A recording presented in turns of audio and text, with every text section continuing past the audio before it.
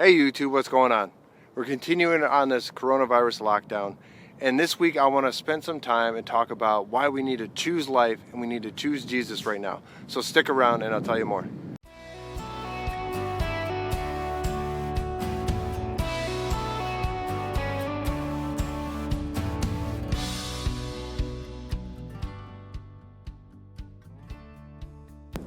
Hey YouTube, what's going on? I'm Chad from Directional Faith. I want to continue talking about the coronavirus lockdown and what we can do to choose life in the middle of all this. Now, normally my focus is on faith, spirituality, and growing closer to Christ. And we're going to talk about that in a little bit, but first I want to talk about the reality of the situation that we have right in front of us.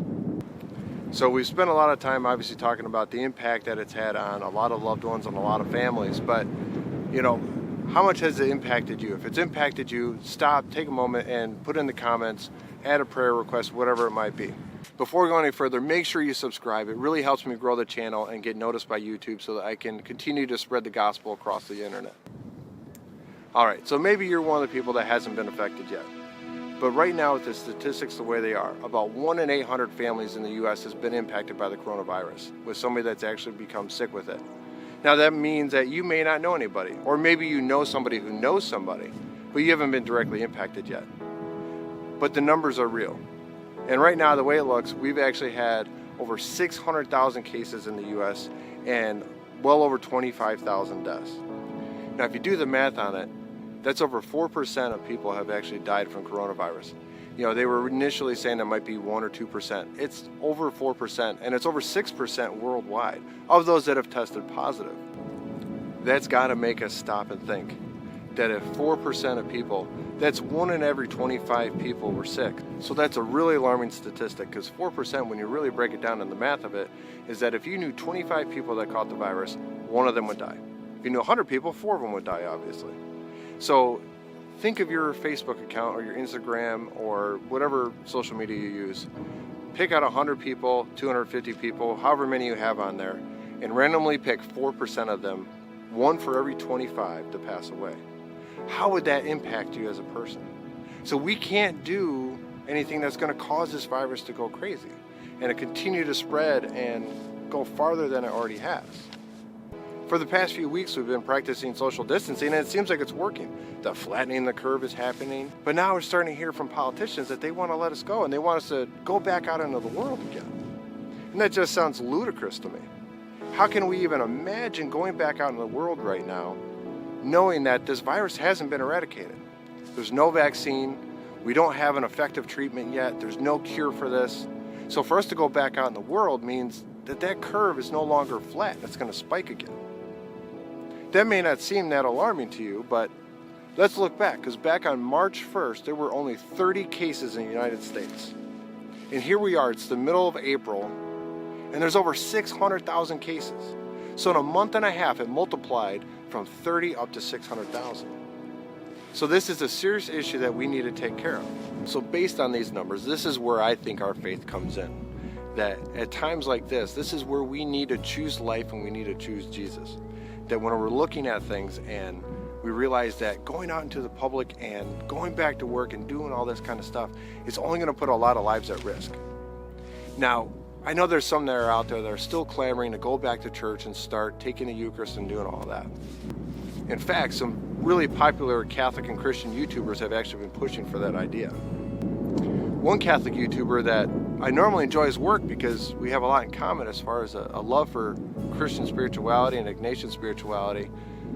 He's a little more traditional than I am. And he was going out and he was telling people that, we need to go out and take the Eucharist, and the only way to take it was on the tongue and doing all this stuff. Less than 2 weeks later after he posted that message, he came down with coronavirus.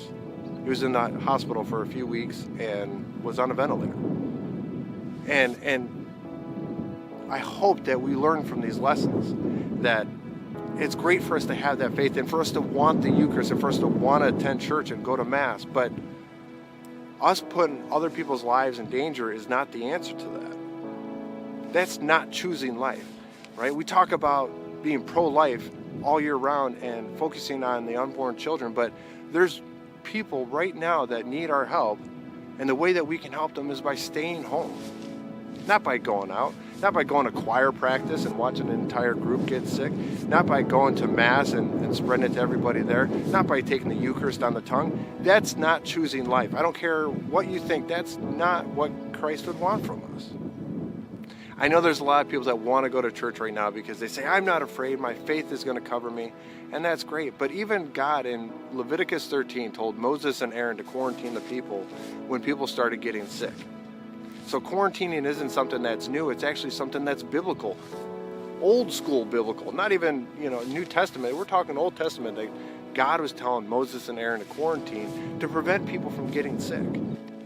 So at a time like this, how do we choose life? How do we choose Jesus? How do we act the way that Jesus would want us to? Well, he'd want us to focus on those that really need our help. Everybody that needs our help. So when I think about the nursing homes and the people that are getting sick there, I've heard numerous stories of nursing homes where one person got sick and within a week, 70, 80, 100 people are sick. And of course, obviously at their age, that's a big risk factor for them. Another group that's in a lot of peril is obviously the homeless. That the people that are homeless don't have the same access to healthcare, they don't have the same access to being able to stay clean and avoid this. They go to homeless shelters where all this spreads rapidly. I just heard another story about a homeless shelter out on the West Coast that over 70 people were diagnosed just from one shelter. Another place that's really desperate for action is our prison systems. We talk so much about wanting to be pro-life, but then we want to exclude them because of the mistakes they've made and the sins that they've committed. But there are so many of them that are sick right now, that outbreaks are happening in jails across the country. So choosing life and choosing Jesus in the middle of the coronavirus epidemic means that we need to stay home and that we need to do what we can to not spread the virus. If in a few weeks the orange man in the Oval Office decides that we should all go out and be free and be able to go do our thing, don't. Be smart, stay home, only go out when you need to. You need to go get groceries, get it. If you need to go get food, go do it. But there's no reason for us to be out there in public needlessly. If you want to go for a walk in the park, be my guest. I'm here at a park right now. There's nobody around. Do things to get yourself outside, enjoy your time with your family, focus on what's really important right now. That's how we choose life. We are in a very unique time right now where we can actually take a step back from all the stuff that normally drags us down, the craziness of the world, the busyness, and actually step out from that, take some time with our family, take some time to catch up on the reading and the projects that we've been wanting to do, and do things that are going to better our lives and realize that we don't need all this stuff and we don't need all the things that normally keep us away from God, frankly. Now, I understand that we can't go to church, but that doesn't mean that your relationship with Him can't grow right now. So I'm hoping that in this time that you're able to find ways to do that. Spend some time in prayer. Spend some time reading the Bible. When was the last time you did that? So many people have Bibles at home that are just collecting dust, right? Pick up a good book. I know on Amazon some of these books have lead times of 2, 3, 4 weeks for delivery, but go on other sites. There's plenty of other sites that are shipping books that's their main focus instead of trying to get it from Amazon where they're busy making sure we have all the necessary goods that we need. Go to somewhere else. Don't wait on just Amazon. Realize that there's so many other places that buy books. Or get an ebook. You'll have it immediately. Hey, don't forget, Waking Up Catholic's available on ebook too. All right, so down in the comments, I want to start a prayer chain. If there's somebody that you know that's been impacted by coronavirus, please put a prayer down there for them. Please continue to pray for those that need our help, those in the nursing homes, people that are homeless, people that are living in the jails right now, people that really need our prayers to get through this difficult time. I wish the best for you. I'm going to continue to offer my prayers and blessings. I hope that we all make it through this safely. Thanks for stopping by, and I'll see you in the next video. Bye.